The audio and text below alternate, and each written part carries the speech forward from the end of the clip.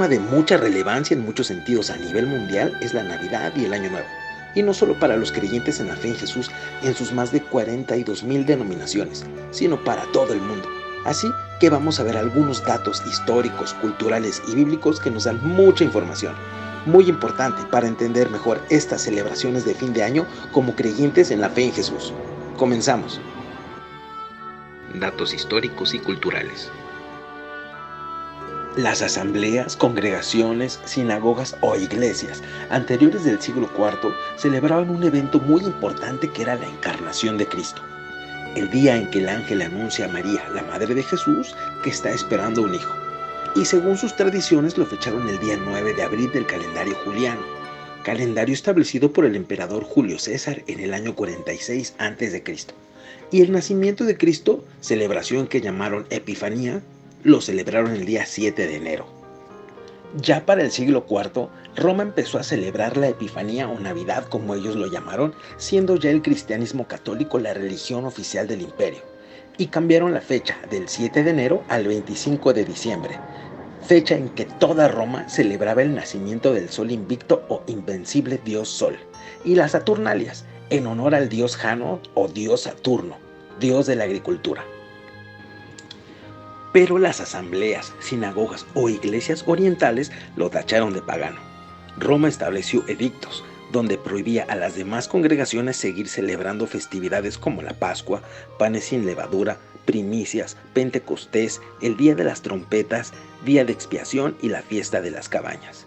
También prohibieron el uso del calendario hebreo y cambiaron el día del reposo, del sábado al domingo, y establecieron sus propias festividades, empezando así una persecución en silencio contra los herejes que no obedecían los edictos de la nueva Iglesia Católica Romana. Y aquí nos podemos dar cuenta cómo la Iglesia primitiva jamás celebró el Año Nuevo ni la Natividad o Navidad, por lo menos no en la fecha que se hace ahora ni de la manera en que se practican esas festividades hoy en día. Ya para el siglo VI, el Papa Gregorio III modificó el calendario juliano.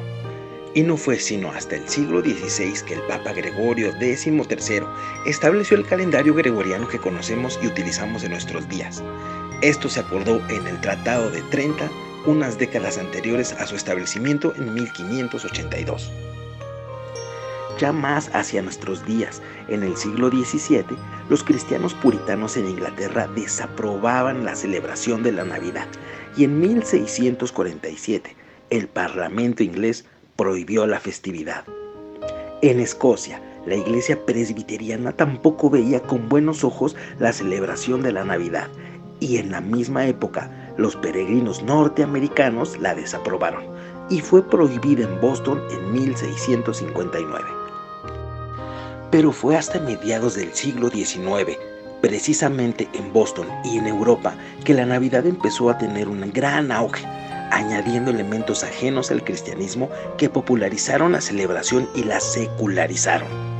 En 1843, Charles Dickens escribe un cuento de Navidad, y fue el comienzo de una época en donde la Navidad se desliga de su origen cristiano católico y se apoyaba en valores seculares como la fraternidad, la generosidad, los regalos y el amor. Uno de los elementos más importantes que hicieron que la Navidad fuera una celebración mundial fue la figura de Santa Claus, así que vamos a ver elementos históricos y culturales de su origen. Vamos a trasladarnos a la región nórdica, donde también celebran, como en las culturas de Medio Oriente, el solsticio de invierno, llamándolo Yule, en honor al dios de la fertilidad, la lluvia y el sol naciente. La celebración era de grandes banquetes familiares con generosidad a los forasteros y recordando a los ancestros. Se cortaba un árbol perenne y se ponía en casa. Este representaba los niveles de dimensiones. En la parte baja se encontraba la Tierra Media, donde vivían los elfos, los gnomos y las hadas. En medio estaba la tierra de los hombres, y en lo más alto estaba Asgard, lugar donde vivían los dioses, donde Odín estaba en la punta del árbol, el cual volaba por los cielos en esas épocas del año según sus leyendas. Ahora vamos a dar un giro para conocer la historia de Nicolás de Bari. Nació entre el 260 y 280 después de Cristo, en Patara, actual Turquía. Sus padres murieron cuando él era muy joven. Siendo de familia acaudalada, decidió usar su fortuna para ayudar a los pobres desde el anonimato. La historia con la que se inmortalizó cuenta que en una ocasión ayudó a una familia muy pobre, arrojando un saco de monedas de oro por la chimenea, las cuales cayeron casualmente en el calcetín del padre de dicha familia y que sus hijas habían puesto a secar curiosamente colgado junto a la chimenea. Se hizo obispo y al morir fue beatificado, convirtiéndose así en San Nicolás, nombrado patrono de Grecia, Turquía, Rusia y una parte del territorio francés. Ya en el siglo XV, los Países Bajos trajeron a América su historia mezclándola con la mitología nórdica de Odín que acabamos de escuchar, llamándolo Sinterklaas, o sea, San Nicolás en holandés. En 1809, el escritor Washington Irving añadió la historia de este personaje a su libro Historias de Nueva York, llamándolo por primera vez Santa Claus. Más tarde, en 1823, el poeta Clement Clarke describió por primera vez a este personaje con algunos elementos que conocemos, como lo son el trineo jalado por 8 renos y cruzando el cielo, haciendo regalos de casa en casa en épocas decembrinas. En 1863, el dibujante alemán Thomas Nast lo describió en sus publicaciones navideñas como un gordo bonachón de barba blanca enorme, ayudado por duendes en su tarea generosa y vestido de verde. Sí, de verde.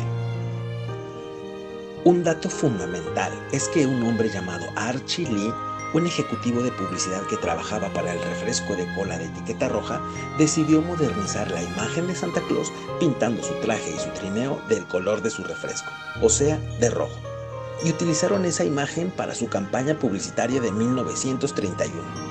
Como ya sabemos, eso fue un éxito y convirtieron a Santa Claus sinónimo de la Navidad, popularizándola por todo el globo año tras año. Claro, de la mano del ahora refresco más famoso del mundo. Y hay que mencionar y entender que estos puntos son muy importantes, ya que la Navidad, como la conocemos, tomó la relevancia que tiene a partir de esta época, secularizándola y separándola de su origen cristiano católico. Y es un hecho que el cristianismo protestante evangélico nunca vio con buenos ojos esta festividad, por el hecho de saber que era una celebración meramente católica, y que para estas fechas ya se había desprendido de su principal justificante, que era el nacimiento del Mesías. Ok, después de pasar por estos datos históricos y culturales, vamos a ver qué dice la Escritura acerca de estas celebraciones. Y empecemos en el principio, en Génesis 3, donde dice: pero la serpiente era astuta, más que todos los animales del campo que el Señor Dios había hecho, la cual dijo a la mujer: ¿con que Dios les ha dicho, no coman de todo árbol del huerto? Y vemos cómo la misma Escritura nos dice que la serpiente era astuta y trata de enredar a Eva, torciendo la instrucción que el Creador les había establecido. Ya en el verso 4 dice: entonces la serpiente dijo a la mujer: no morirán, sino que sabe Dios que el día que coman de él serán abiertos sus ojos y serán como Dios, sabiendo entre el bien y el mal. O sea, primero trata de enredar a Eva diciendo que Dios había dicho que no coman de ningún árbol del huerto cuando esa no era la verdadera instrucción, sino que de todo podían comer excepto del árbol que estaba en medio del huerto. La declaración de la serpiente, ¿serán como Dios?, es una afirmación muy audaz y tentadora para Eva. Saber que al desobedecer sería como Dios. Y vemos la tremenda importancia y gravedad que tiene el torcer la Escritura, por pequeño que parezca, y aún naciendo de la más buena intención. Y es la confusión, la herramienta que el adversario usa desde el principio para engañar y convencer al hombre de desobedecer a Dios. Y es precisamente con la mezcla de las verdades escriturales y las costumbres de otras culturas las que traen una tremenda confusión y nos llevan a la desobediencia. Sabiendo que las costumbres de las demás naciones nacen en el culto a otros dioses, que no son otra cosa que los ángeles caídos que se rebelaron contra el Creador y engañaron al hombre para recibir culto de parte de ellos y desviar su atención hacia el Creador. Dato importante: Babel o Babilonia es la palabra que traduce donde reina la confusión y el desorden. Y en Apocalipsis 18:2 dice lo siguiente: y clamó con voz potente diciendo: ha caído, Ha caído la gran Babilonia y se ha hecho habitación de demonios y guarida de todo espíritu inmundo y albergue de toda ave inmunda y aborrecible.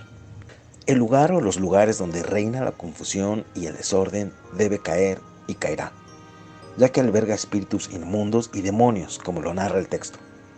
El simbolismo es una herramienta que el adversario ha copiado de manera muy astuta y su misticismo ha seducido a miles. Por eso es importante entender que no se adora abiertamente a las deidades antiguas, sino más bien de manera oculta, escondida en simbolismos, convertidos en tradiciones y costumbres. Jeremías 51:6 dice: huyan de en medio de Babilonia y libren cada uno su vida, para que no perezcan a causa de su maldad, porque el tiempo es de venganza del Señor, le dará su pago. Y Apocalipsis 18:3 dice: porque todas las naciones han bebido del vino del furor de su fornicación, y los reyes de la tierra han fornicado con ella, y los mercaderes de la tierra se han enriquecido de la potencia de sus deleites, refiriéndose a Babilonia. Curiosamente, hay una remuneración económica y de poder al promover la confusión en el mundo. Trae grandes ganancias a aquellos que utilizan sus simbolismos ocultos en tradiciones y enseñan al mundo a disfrutar de ellas. ¿Les suena familiar? En Jeremías 3 cita una referencia muy específica de uno de los cultos con los que Israel se había contaminado con las costumbres de las naciones. En el versículo 6 dice así: me dijo el Señor en días del rey Josías: ¿has visto lo que ha hecho la rebelde Israel? Ella se va sobre todo monte alto y debajo de todo árbol frondoso y ahí fornica, refiriéndose al culto de la fertilidad, la lluvia y el sol naciente, como lo acabamos de ver. Y en Jeremías 10:2 dice: así dijo el Señor: no aprendan el camino de las naciones, ni de las señales del cielo tengan temor, aunque las naciones las teman, porque las costumbres de los pueblos son vanidad, porque el leño del bosque cortaron, obra de manos de artífice con buril. Buril es la palabra hebrea keret, que significa estilo o grabar con cincel. Y tenemos una referencia más en Deuteronomio 6:21, donde dice: no plantarás ningún árbol para cera cerca del altar del Señor tu Dios, que tú te habrás hecho, ni levantarás estatua, lo cual aborrece el Señor tu Dios. Convenientemente, Acera es la diosa cananea de la fertilidad, al igual que Yule en la cultura nórdica. Y así podemos ver a lo largo de la escritura lo reiterativo que fue el Creador al advertir a su pueblo de no imitar las costumbres de las demás culturas, explicando las consecuencias que esto traería. El profeta Ezequiel documentó en el capítulo 22, versículo 26 lo siguiente: sus sacerdotes violaron mi ley y contaminaron mi santuario. Entre lo santo y lo profano no hicieron diferencia, ni distinguieron entre lo inmundo y lo limpio. Y de mis días de reposo apartaron sus ojos, y yo he sido profanado en medio de ellos. Al seguir ciegamente no dando importancia a estas costumbres y festividades de otras culturas, no estamos dando importancia a la distinción entre lo sagrado y lo profano. Contaminamos nuestro templo, que es habitación del Espíritu de Santidad, y el Señor mismo es profanado entre quienes lo practican, como lo explica Ezequiel de parte del Creador en este texto. Nuestra labor como creyentes en Jesús es demostrar nuestro amor santificándonos para Él, apartándonos para Él, y lo externamos a su manera y no a la nuestra. Juan 14:15 dice: si me aman, guarden mis mandamientos, y yo rogaré al Padre y les dará otro consolador, para que esté con ustedes para siempre, el Espíritu de verdad, el cual el mundo no puede recibir porque no le ve, ni le conoce. Pero ustedes le conocen, porque mora con ustedes y estará en ustedes. Amar a Dios es guardar sus mandamientos, y eso nos llena aún más de su espíritu, aunque el mundo no lo entienda ni quiera aceptarlo. Y precisamente uno de los mandamientos con los que demostramos nuestro amor a Él a su manera es el siguiente. Juan 5:39, Jesús nos dice: escudriñen las Escrituras, porque a ustedes les parece que en ellas tienen la vida eterna, y ellas son las que dan testimonio de mí. Escudriñar las Escrituras es profundizar en ellas, y en esta época que nos tocó vivir tenemos herramientas increíbles que nos ayudan a entender aún más la Escritura, como lo son el idioma y la cultura registradas en la historia. Espero que esta información haya sido de mucha bendición para ustedes y de esa manera mejorar nuestro caminar con el Señor. Si les pareció edificante este video, compártelo. Dale like y suscríbete para que llegue a más personas esta información. Y no te pierdas la segunda parte, donde profundizaremos acerca del Año Nuevo y el origen del culto al sol. Muchas gracias, bendiciones y shalom.